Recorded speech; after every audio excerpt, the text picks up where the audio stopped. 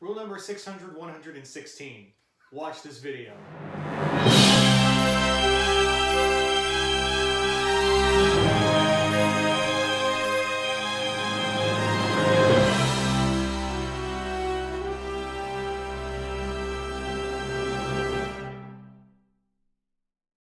Hey everybody, welcome to Comic YOUniverse, the only nerd-centric thing you need in your life. And yeah, if you haven't watched our previous videos of us talking about random clips of news, we're going to talk about all the junk that didn't fit in the theme. Right? No, this is just some random news that we that has kind of hit us this weekend that doesn't necessarily fit into Marvel or DC or Star Wars, things like that. But all are kind of interesting and some may find really, really important. So. Yeah. So I guess we'll start off with the non-TV thing we're going to talk about, which is comics, which Comic YOUniverse, we should do that, you know, it's kind of important. And this one does have a little bit of DC in it, but regardless, whatever. Yeah.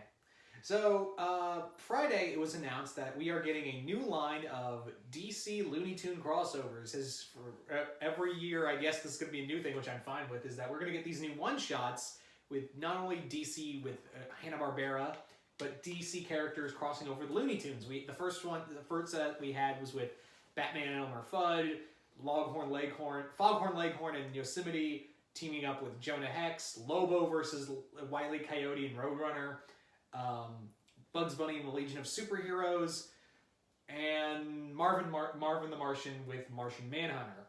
This time around, we've got, get this, Catwoman with Sylvester and Tweety, Lex Luthor with Porky Pig, Daffy Duck with the Joker, and Harley Quinn with Gossamer, the big furry yeah. Yep. Okay. Yeah. So, yeah, now Gail Simone is going to be writing the Catwoman one. So there's hope there. Yeah. Scott Lobdell, however, is writing the Joker Daffy one. No hope for that. Because, you know, Scott Lobdell, that guy who is so good at writing the X-Men, right? Remember that? Yeah, no. But I just don't see the connection between... Everybody we've named has kind of sort of had a connection. Well, with Lex and Porky, that, it, like, in a weird way that makes sense. Both bald. Well, let me say how this kind of works for me. It works in the sense that Porky's always been like the little guy everyone pushes around. And Okay. nobody pushes anyone down more than Lex. So it kind of plays out like your typical Porky Pig story where Porky is this little guy who just gets pushed around by his boss and somehow he'll wind up on top or the scapegoat for something.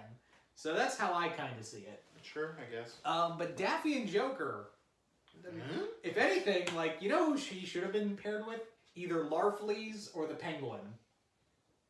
Yes, I can see that. Yeah. I mean, like, they're both green. Like, yeah, Daffy getting an orange ring, you know?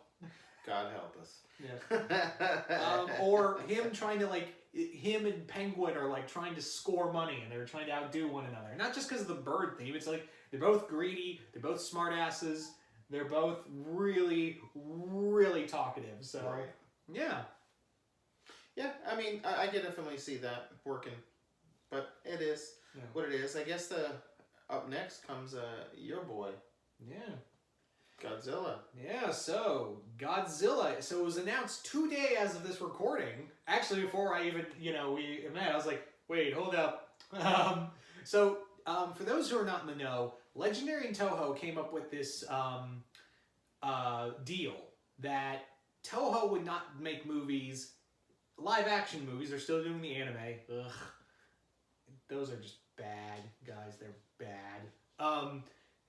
Anywho, they made this deal where Legendary could do live action movies and Toho would have to wait until after 2020. But it was announced today that after 2020, after Kong vs. Godzilla, they will be doing live action films, but they will be a shared cinematic universe.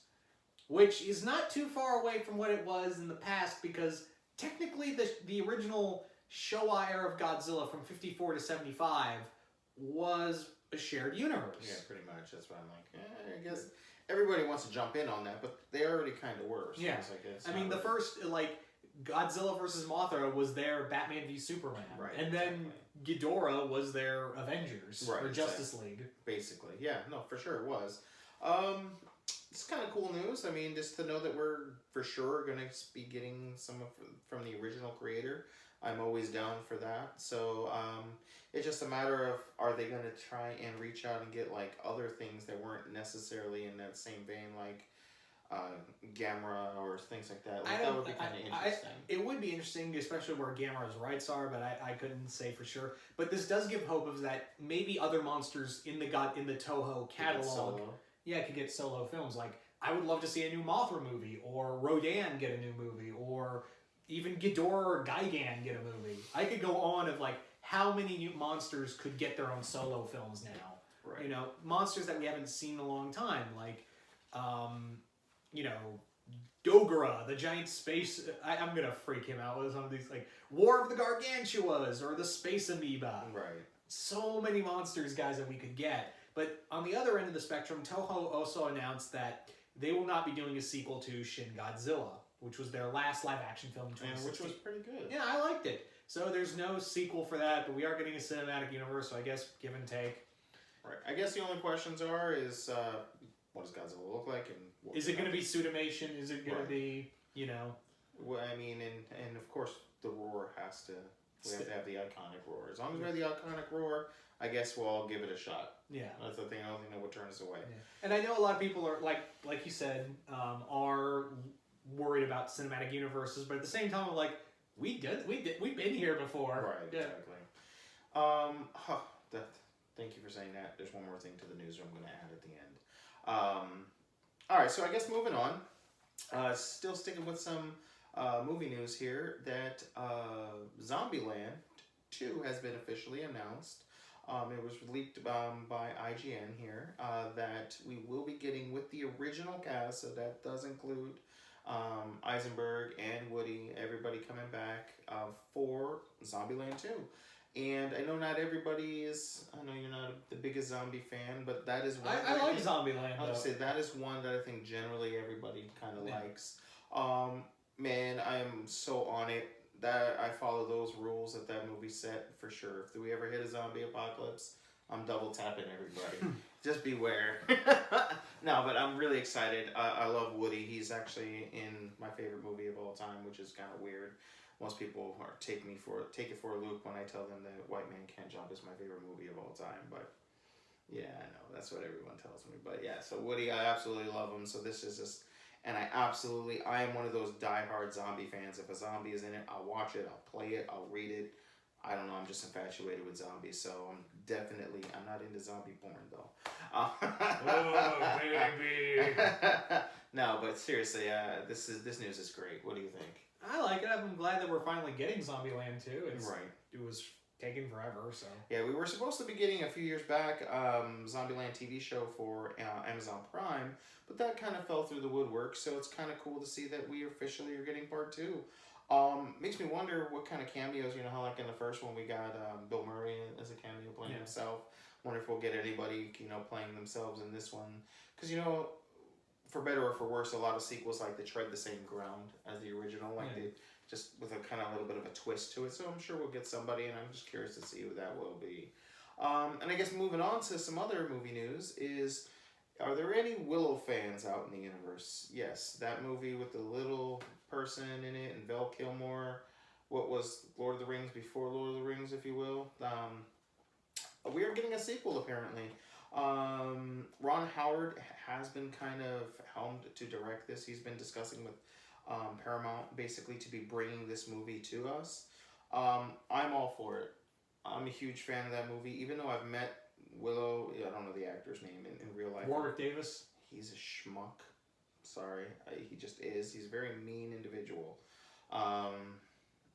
That's just on a personal note. But anyway, I do love that movie, and I will see this movie whether it has him in it or not. I don't see how you can have Willow 2 without him, but you never know in today's day and age. I like it because that since Lord of the Rings, we really haven't had anything in, that kind of mystic, medieval timeline, fairies and dragons and things, witches. Well, we've had a few, but they haven't really stood out.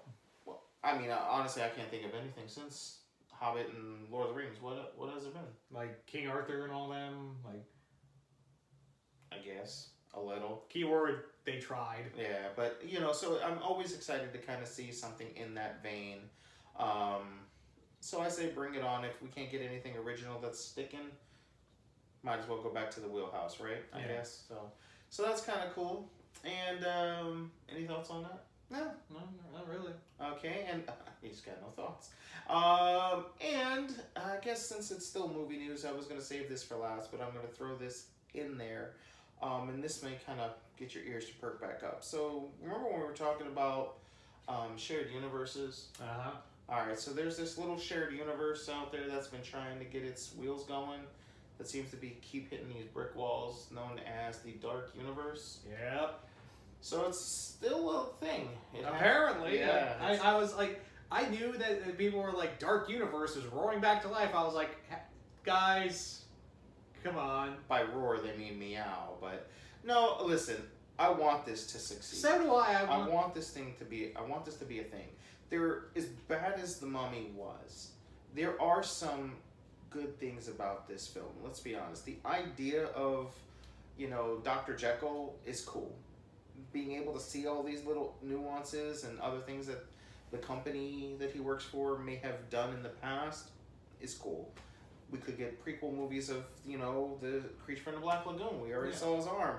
We saw, a vampire skull. That could be freaking Dracula, for all we know. You know, so we could get some interesting ideas. You know, just because the Mummy wasn't what we all were hoping for, and your movie, boo. She did a good job. Yeah. You know, she did great for what she was given.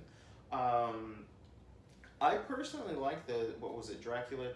Was it Dracula Untold? Told, yeah. I personally liked that movie. I thought it was kind of a cool twist. I don't think it was as bad. I know it didn't make the money that they wanted because that was supposed to be the original start of the Dark Universe. Yeah, and I guarantee you that they're going to try to, dissociate themselves from the Mummy, like they did with Dracula Untold. Yeah, I mean, it is possible that they do that. So, I mean, I want this to succeed.